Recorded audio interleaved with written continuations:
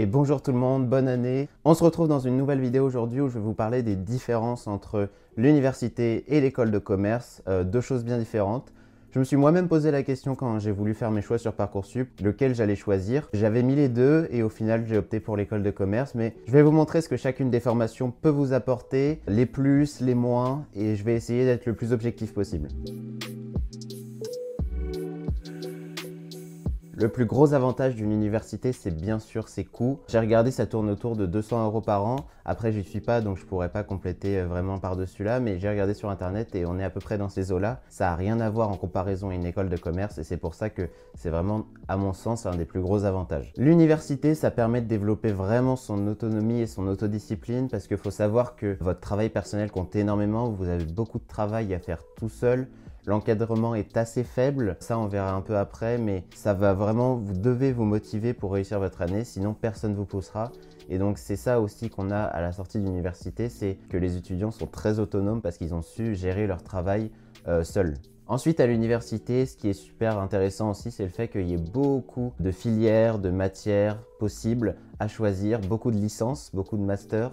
Ça vous offre un grand éventail, vous avez vraiment le choix et ça aussi c'est vraiment intéressant. Les petits moins de l'université maintenant, ça commence par la grande autonomie, ça peut être un plus en sortie d'école, mais c'est vrai qu'il faut s'y mettre et si on a du mal à s'y mettre, ça peut vraiment casser votre année, c'est-à-dire que vous avez besoin de travailler seul et beaucoup et il faut vraiment se connaître avant d'aller à l'université si vous n'êtes pas capable, si vous vous sentez pas capable de travailler tout seul pendant des heures, ça va être compliqué. À l'université aussi, moi j'ai mis ça comme un moins, mais c'est pas une obligation, vous pouvez le voir comme vous voulez. C'est qu'il y a vraiment peu de cours et beaucoup de travail personnel à côté. Vraiment, votre année va se reposer essentiellement sur le travail personnel que vous effectuerez à côté des heures de cours qui sont vraiment assez faibles.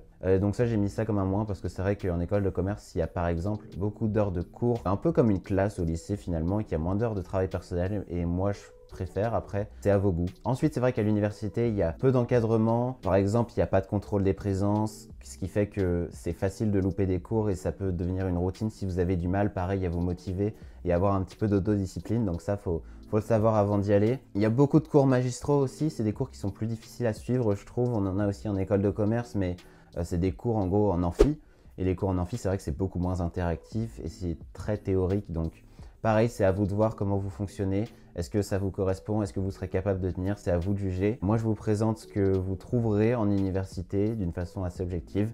Après, c'est à vous de faire votre point de vue et de savoir quels sont les avantages et les inconvénients. Et enfin, le dernier moins de l'université, c'est qu'elle n'impose pas de stage. C'est-à-dire que dans la majorité des cas, vous ne ferez pas de stage, qui est vraiment un plus énorme dans la vie professionnelle. Derrière, de faire des stages, c'est vraiment un apport super bénéfique.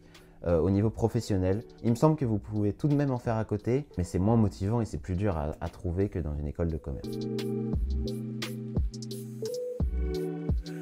On passe tout de suite à l'école de commerce où je vais vous présenter, pareil comme l'université, les plus et les moins. On va commencer par les plus et je commence par les cours. C'est des cours en classe, ça se rapproche un petit peu plus du lycée que l'université, même s'il y a quand même des différences. C'est-à-dire qu'on est dans des classes d'une quarantaine, en tout cas chez nous, je parle de mon expérience là, et on travaille en groupe, tout seul, on fait des exposés, tout ça, donc c'est une méthode que vous connaissez déjà.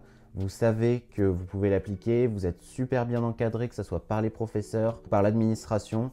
Donc ça c'est vraiment un gros plus et il faut se dire que ça se rapproche effectivement plus du lycée. Pour les avantages des écoles de commerce, il y a aussi le côté international, c'est-à-dire qu'il y a beaucoup de deuxième langue, de première langue, l'anglais, l'espagnol, l'allemand, tout ça. C'est vraiment des choses qu'on expérimente beaucoup. Il y a de nombreuses aussi écoles de commerce qui font partir des étudiants à l'étranger, que ce soit un semestre ou une année entière même.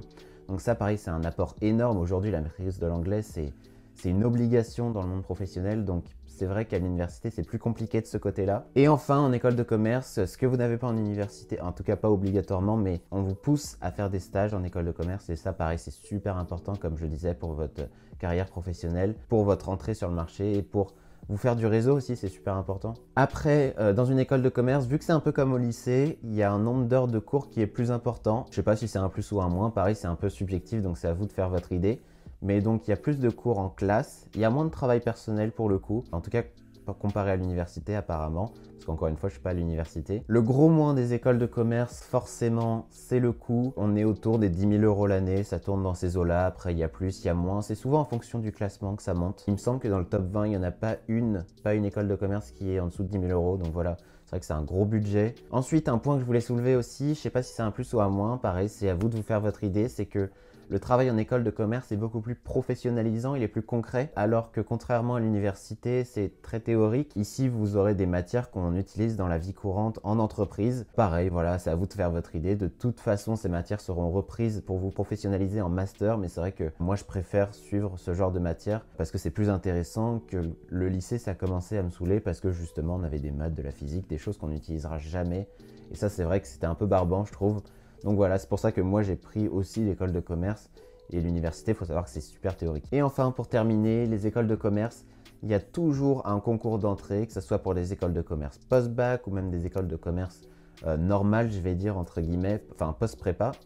Donc il y a toujours un concours d'entrée, même si on peut les rejoindre en admission parallèle. Par exemple, si on fait une licence d'économie, je sais pas, en deuxième année, on peut rejoindre en admission parallèle, mais c'est vrai que principalement, l'ensemble des écoles de commerce recrutent à l'entrée juste après la terminale pour les écoles de commerce post-bac et en troisième année pour les écoles de commerce post-prépa. Voilà, j'espère que vous avez apprécié la vidéo. N'hésitez pas à me poser vos questions dans les commentaires et on se retrouve pour une prochaine.